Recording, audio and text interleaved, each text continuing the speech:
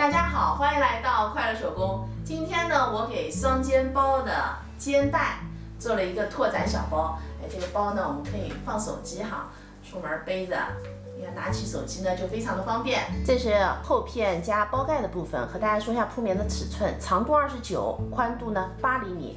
这个是前片，它的铺棉长度17厘米，宽度呢是8厘米。咱们还有一个侧边哈。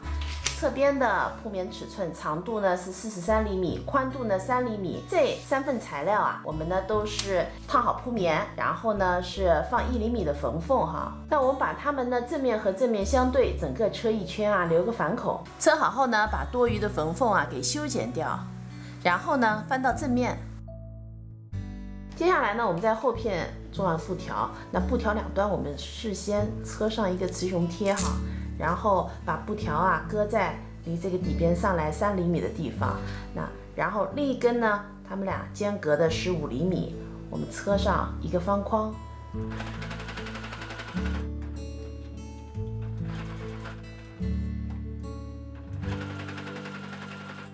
下面呢，我们把这3部分组合起来，我在里边呢做一个小夹层哈。